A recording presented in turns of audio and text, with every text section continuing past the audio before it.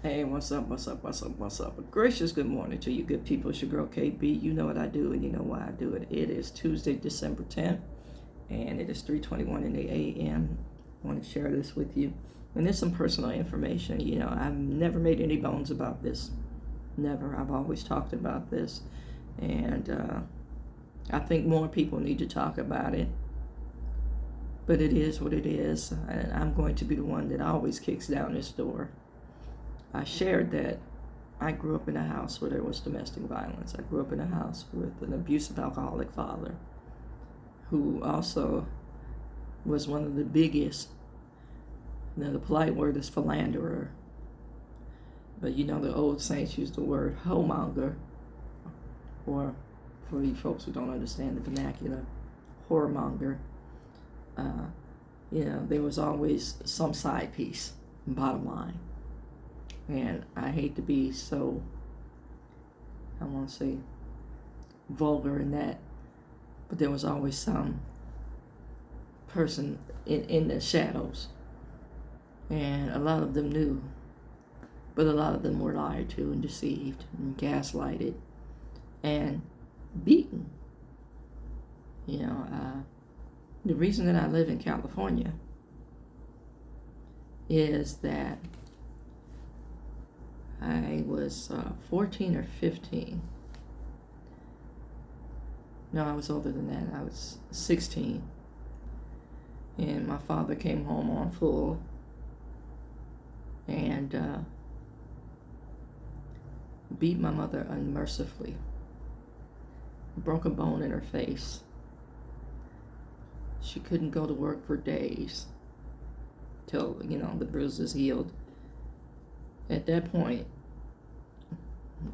me being the gutter snipe that I was, me being the angry kid that I was, this is where my anger stems from. I know where my anger comes from. It was at that point, it's like, look, this is enough. I had already stood up to my father. It's like, you may kill me, but you're going to know you were in the fight. I'm tired. I'm just tired. I'm not her. She's taught something different. My mom was taught to be a good housewife. You stay in your marriage. And it was reinforced by, I won't say misinformed pastors. And I say misinformed because when they had some patriarchal garbage and, they were of the era that my mother was raised in, that marriage was also an excuse for abuse or permission for abuse. I'm not that kid. I give as good as I get at times. So that being said, we begged my mother to leave. Telling her we were going to be okay because my father's game was, I'm going to hold my kids hostage. You can't take the kids anywhere. Now I'm in high school at this point. I'm getting ready to leave next year to go to college. I have a brother that's a year older and a sister that's 3 years younger. It's like, I'll watch out for her. I will.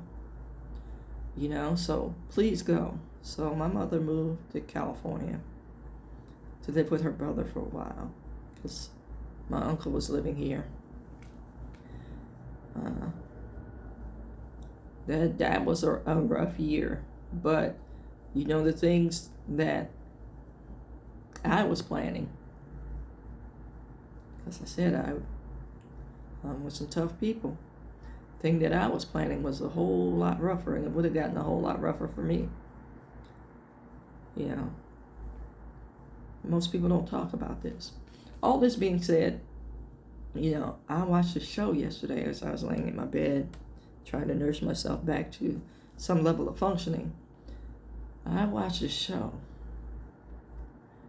where one of the characters was describing that exact same kind of scenario, but the thing triggered me. The scenario, soliloquy triggered me, because it took me right back to a position of being a kid and being helpless and knowing, hearing screams from another room knowing what was going on, and the person that you relied on to cover you,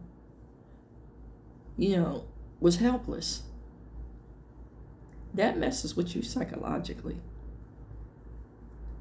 And again, my anger stems from, I'm never going to be that person.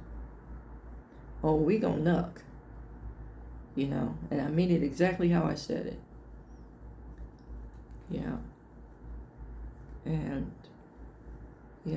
where I'm physically tough, my sister is mentally and emotionally tough, and she will take you to task, on a different level. So much so you'll have to ask, what happened? See, I come from strong women. And one of the things that I learned, as an adult, is the abuser's pattern is to isolate you. Now, I never knew my family was so large because I never knew my mother's side of the family because we were isolated. I knew my grandmother and my grandfather and first and second cousins, but not to the point where, we could have intimate conversations. I've only come into that position as of late. And, one set of my first cousins were too young to really fully understand the gravity of the situation as to why I was in California. It's like I'm maybe, I want to say 12 years older than most of my cousins, 12, 13 years older. So they didn't understand the situation. They didn't understand the circumstances. And a lot of these cousins refer to my father as nice. And I lose my mind every time I hear it. Or, they say, oh, we didn't know. Yeah.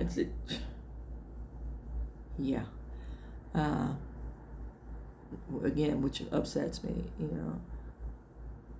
You didn't pick up on clues of behavior. You didn't see certain things because you chose not to. Or you told yourself, that's none of my business.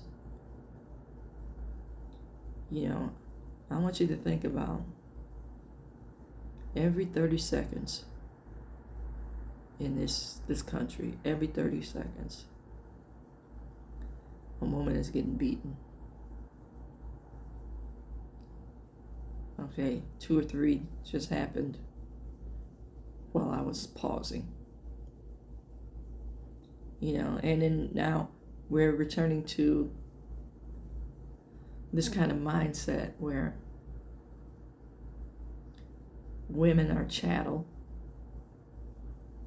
and kids are collateral damage. That's the mindset in some of this fundamentalist thought.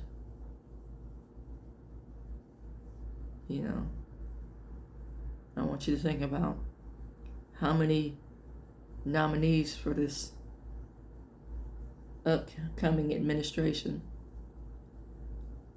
have been charged with misconduct against women. Some of the things that were said by some of the people as it relates to women. There's a lot that's said that has undertones. Don't be deaf to the undertones.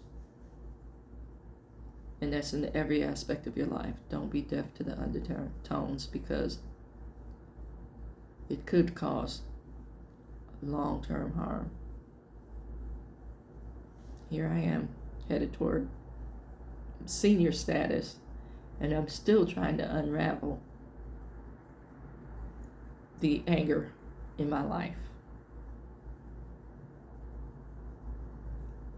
Don't disregard the undertones.